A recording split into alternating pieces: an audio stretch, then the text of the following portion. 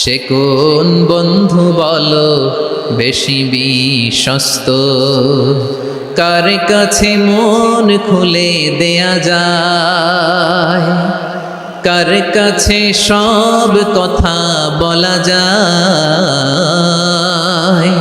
হওয়া যায় বেশি আশ্বস্ত।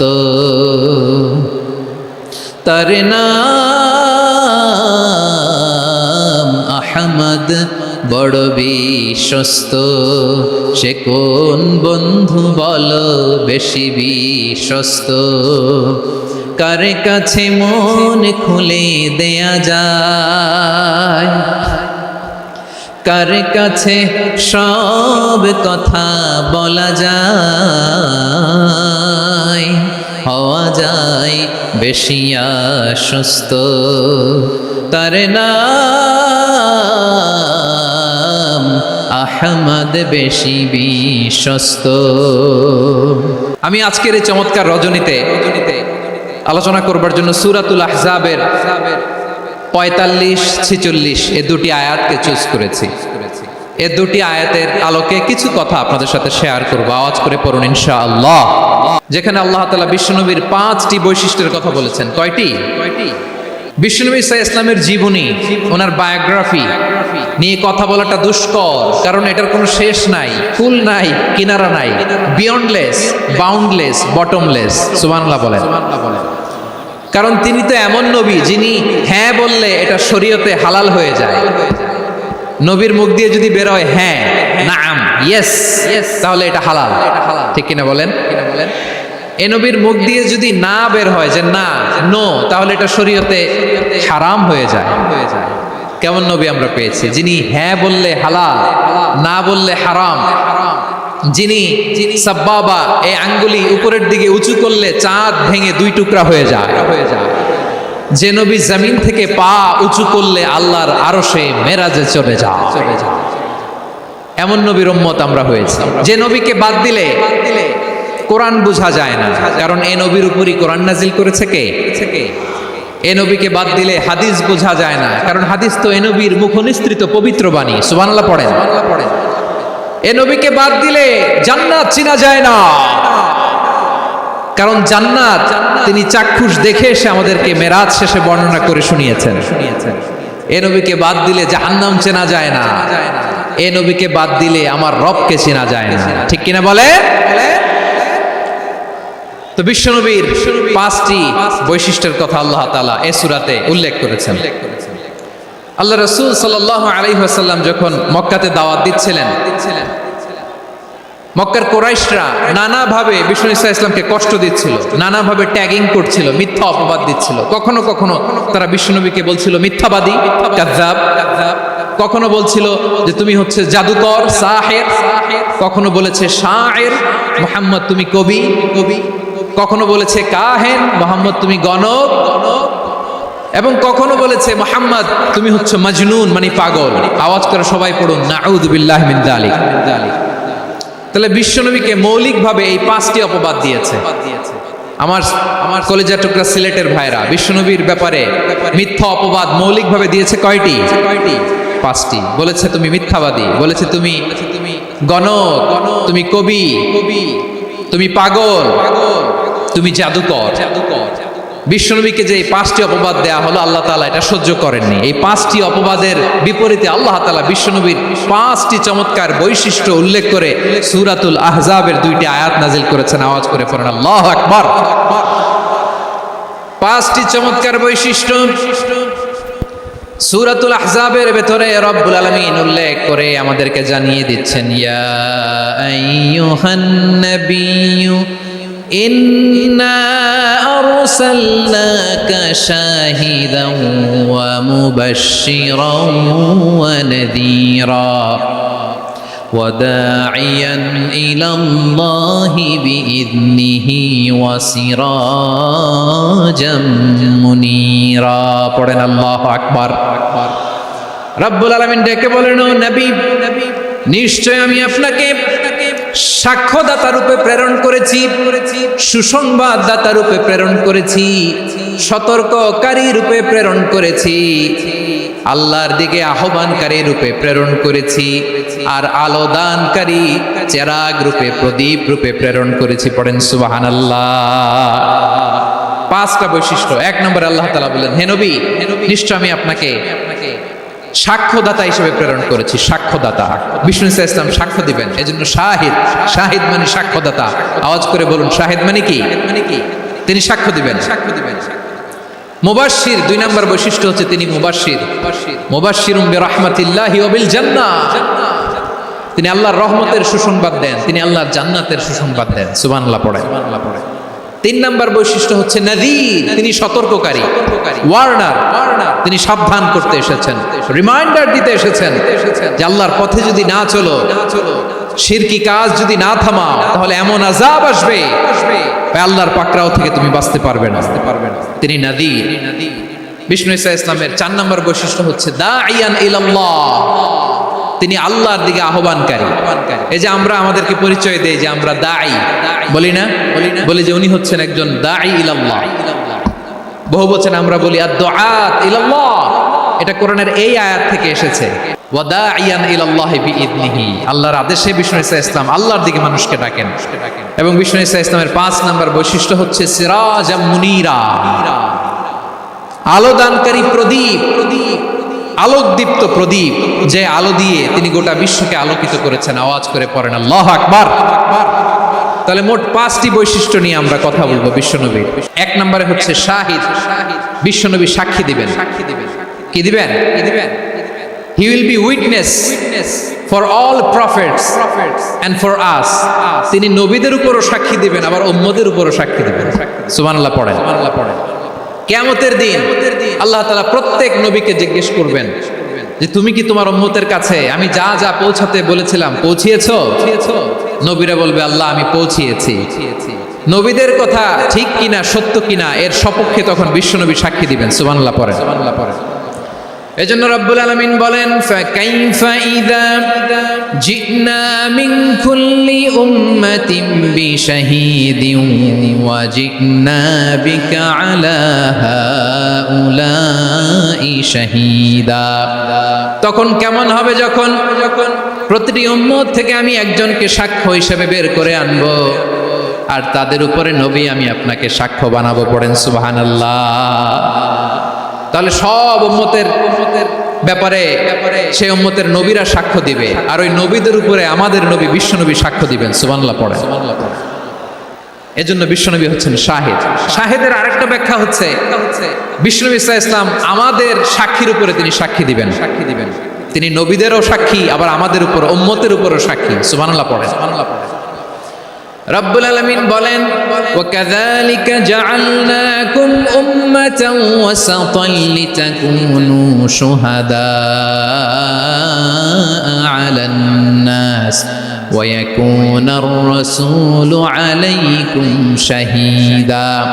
আর অনুরূপভাবে আমি তোমাদেরকে মধ্যমপন্থী উম্মত হিসেবে তৈরি করেছি, প্রেরণ করেছি। ব্যালেন্সড উম্মাহ, মধ্যমপন্থী উম্মাহ হিসেবে প্রেরণ করেছি, যাতে করে তোমরা সবার উপরে সাক্ষ্য দিতে পারো, আর যাতে তোমাদের নবী হতে পারে তোমাদের উপরে সাক্ষ্যদাতা। পড়েন সুবহানাল্লাহ।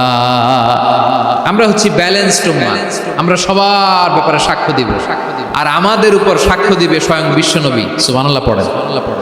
তাহলে আমাদের নবী নবীদের উপরও সাক্ষী, আমাদের উপরও সাক্ষী। সেই বুখারীর সাথে এসেছে আল্লাহ তাআলা কিয়ামতের দিন সাইয়েদনা নূহ আলাইহিস সালামকে বলবেন, নূহ তুমি কি দাওয়াত পৌঁছিয়েছো তোমার উম্মতের কাছে? নূহ আলাইহিস সালাম বলবেন হ্যাঁ আমি পৌঁছিয়েছি। এবার নূহের উম্মতকে আল্লাহ জিজ্ঞেস করবেন, এই নূহের উম্মতেরা তোমাদের নবী নূহ কি দাওয়াত পৌঁছিয়েছে? নূহের উম্মত বলবে না আল্লাহ, আমাদের কাছে কোনো সতর্ককারী আসে নাই, কোনো নবী টবি আসে নাই, কোনো দাওয়াতও আমরা পাই নাই, আপনারাও চিনি নাই, জান্নাতও চিনি নাই, জাহান্নামও চিনি নাই। নূহ আলাইহিস সালাম বিপদে পড়ে যাবেন। তখন আল্লাহ বলবেন নূহ তুমি বললা পৌঁছিয়েছো, তোমার উম্মত বলে কিছু পায় নাই। নূহ তোমার কি কোনো সাক্ষী আছে? তোমার কথা আর তোমার উম্মতের কথা তো মিলে না। তুমি বললা তুমি আমার নির্দেশনা দাওয়াত পৌঁছে দিয়েছো, কিন্তু তোমার উম্মত বলে পায় নাই। নূহ তোমার পক্ষে কোনো সাক্ষী আছে? নূহ আলাইহিস সালাম বলবেন আছে। কে? উম্মতে মুহাম্মাদ। তখন আমরা বলবো আল্লাহ, আল্লাহর নবী নূহ আলাইহিস সালাম তিনি আপনি যা যা বলেছেন ঠিক তা তার উম্মতের কাছে পৌঁছে দিয়েছে। এবার নূহের উম্মতের সাথে আমাদের ঝগড়া লাগবে, তারা বলবে তোমরা আসছো আমাদের হাজার হাজার বছর পরে, তোমরা কি করে জানলা? তোমাদের সাক্ষী ধর্তব্য হবে না? আমরা তখন বলবো আমাদের কোরআনে তোমাদের নবীর নামে আল্লাহ তাআলা একটা সূরা নাজিল করেছেন, সূরাতে নূহ। আওয়াজ করে পড়েন আল্লাহু আকবার। আমরা বলবো আমাদের কোরআনে তোমাদের নবীর কথা আল্লাহ আমাদেরকে জানিয়েছেন, দিন রাত এক করে তোমাদের কাছে তিনি দাওয়াত পৌঁছেছেন। তোমরা কানের মধ্যে হাত দিয়ে রাখতা, চেহারাটা কাপড় দিয়ে ঢেকে রাখতা। আল্লাহর নবী নূহকে পিটিয়ে ছালা দিয়ে পেঁচিয়ে তোমরা পাহাড়ে তুলে রেখে আসতা। সব আমরা জানি। আমরা যখন বলবো এই কথা, নূহের উম্মত চুপসে যাবে। তখন আমরা সত্য বলেছি কিনা এটা আল্লাহ তাআলা জানতে চাইবে বিশ্বনবীর কাছে। তখন বিশ্বনবী আমাদের পক্ষে সাক্ষী দিবেন। আওয়াজ করে বলেন আল্লাহু আকবার। এজন্য আল্লাহ বলেন, নবী আপনি হচ্ছেন সাক্ষ্যদাতা, সব নবীদের উপর আপনি হবেন সাক্ষী, আবার আপনার উম্মতের সাক্ষীর উপর আপনি হবেন সাক্ষী। তার মানে নবী গো, কিয়ামতের কঠিন ময়দানে আপনি হবেন রাজ সাক্ষী। রাজ সাক্ষী, সব সাক্ষীর বড় সাক্ষী। এজন্য বিশ্বনবীকে আল্লাহ তাআলা প্রথম যে বৈশিষ্ট্যটা দিয়েছেন সেটা হচ্ছেন শাহিদ। তিনি সাক্ষ্যদাতা, witness for all messenger of God and for all of us. সুবহানাল্লাহ পড়ে। তাহলে আল্লাহ তাআলা বিশ্বনবীর 5টি বৈশিষ্ট্যের কথা বলেছেন। একটি বৈশিষ্ট্যের ব্যাপারে আমরা জানলাম, তিনি হচ্ছেন শাহিদ, সাক্ষ্যদাতা, সবার উপরে সাক্ষ্যদাতা। 2 নম্বর বৈশিষ্ট্য হচ্ছে মুবাশশিরা, তিনি সুসংবাদদাতা। সিলেটবাসী আওয়াজ করে আমার সাথে বলো, মুবাশশিরা মানে সুসংবাদদাতা। তিনি আল্লাহর রহমতের সুসংবাদ দেন, তিনি জান্নাতের সুসংবাদ দেন। এই উম্মতের মধ্য থেকে যারা গাফেল, যারা অবাধ্য, যারা সীমালঙ্ঘনকারী, তাদেরকে বিশ্বনবী আল্লাহর রহমতের সুসংবাদ দেন। তিনি বুঝান আল্লাহর দরবার 24/7, 24 ঘন্টা খোলা। আপনি যত বড় পাপী হন, আপনি যতই অন্যায় করেন না কেন, আল্লাহর রহমতের দরিয়া, আল্লাহর রহমতের দরজা আপনার জন্য খোলা আছে না নেই? জায়নামাজটা বিছিয়ে দেন, চোখের পানি ছেড়ে দেন, 2 রাকাত নামাজ পড়ে সেজদায় লুটিয়ে পড়ে কাঁদেন। যত গুনাহ আপনার হোক না কেন, আপনার গুনাহ মাফ করে কবুল করে নিবে কে? যারা প্র্যাকটিসিং, যারা ঈমানদার, তাদেরকে বিশ্বনবী জান্নাতের সুসংবাদ দেন। আওয়াজ করে পড়েন সুবহানাল্লাহ। এজন্য রব্বুল আলামিন বিশ্বনবীর পরিচয় অন্য আয়াতে এভাবে তুলে ধরেন, ওয়ামা আরসালনাকা ইল্লা কাফাতান লিন-নাসি বাশীরাও ওয়া নাযীরা। নবী হে, আমি গোটা জগৎবাসীর জন্য আপনাকে সুসংবাদদাতা এবং সতর্ককারী করে জমিনে প্রেরণ করেছি। মুবাশশিরাম বিল জান্নাত, তিনি জান্নাতের সুসংবাদ দেন, তিনি আশা জাগান। নবীর কথা শুনলে মানুষ বুকে আশা ফিরে পায়। আমার নবী কাউকে হতাশ করেন না। হতাশা বিশ্বনবীর ডিকশনারিতে নাই। তিনি মানুষকে আশাবাদী করে তোলেন। বিশ্বনবীর কথা শুনলে মানুষের হৃদয় নরম হয়,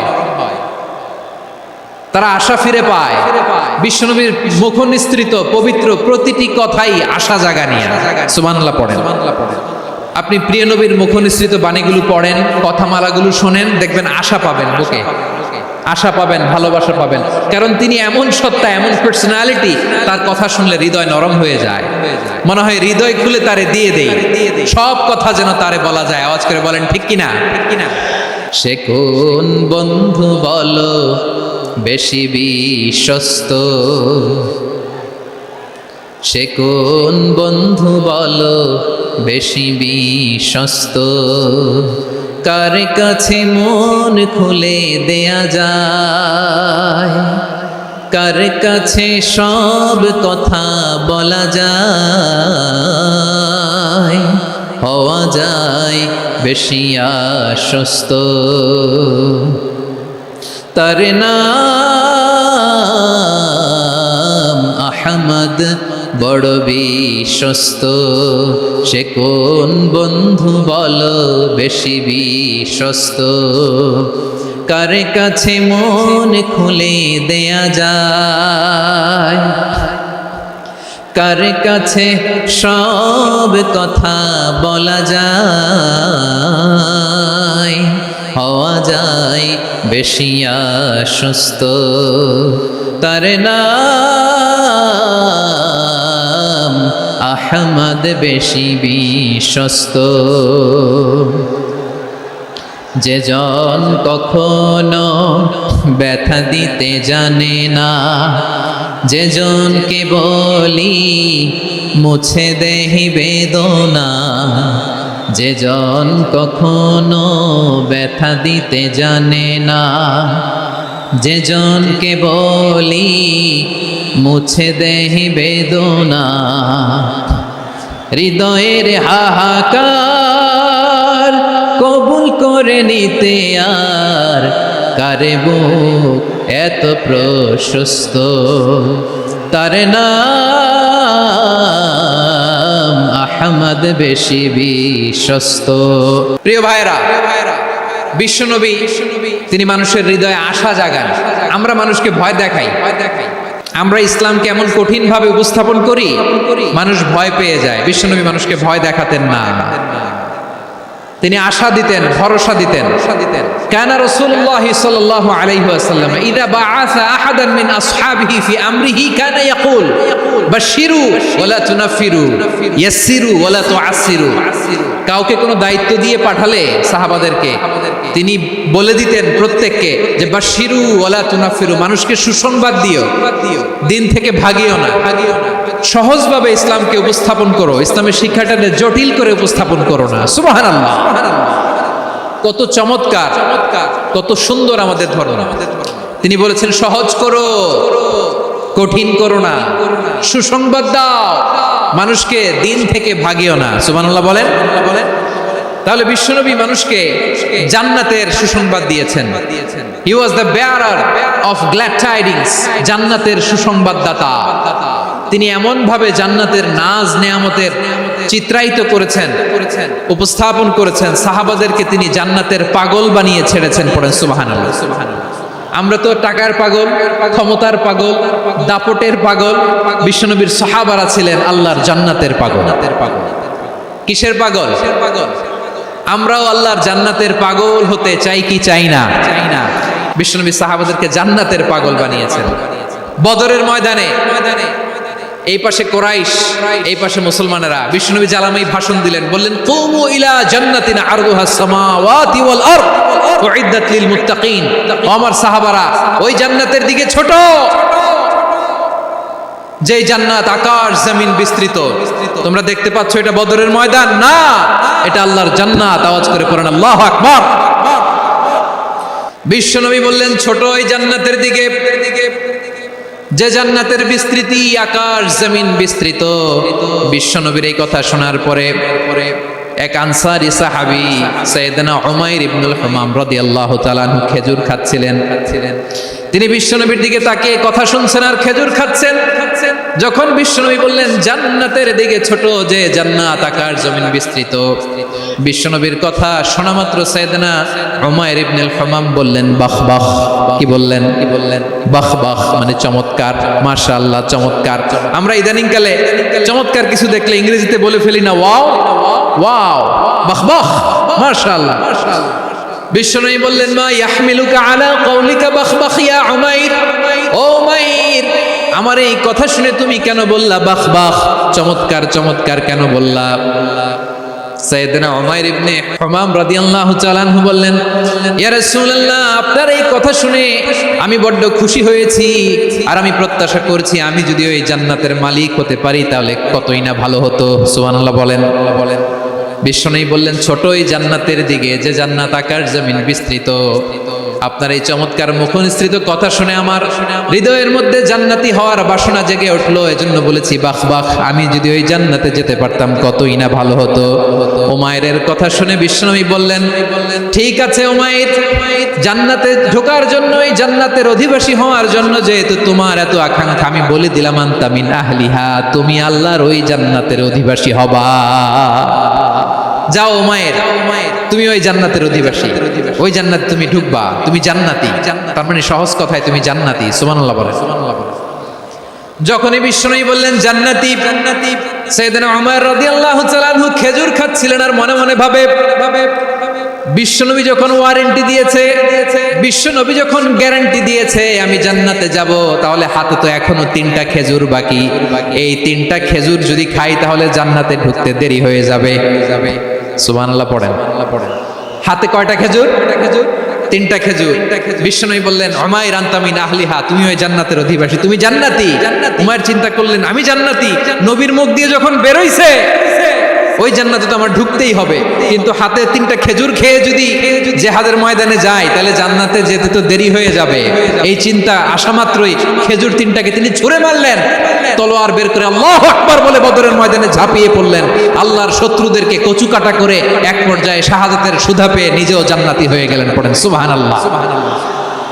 আমরা দুনিয়ার বুকে আমরা হয়েছি দুনিয়ার পাগল, ক্ষমতার পাগল, সম্পদের পাগল, খ্যাতির পাগল। বিশ্বনবী তার সাহাবাদেরকে বানিয়েছিলেন জান্নাতের পাগল। পড়েন সুবহানাল্লাহ। ওই জান্নাতে আমরা যেতে চাই কি চাই না? একা না সবাই মিলে? জান্নাতে একা আমি যাব না তো ভাই, তোমাকেও জান্নাতে দলে নিতে চাই। সবাই বলেন জান্নাতে একা আমি যাব না তো ভাই, তোমাকেও জান্নাতে দলে নিতে চাই। পড়েন আমিন।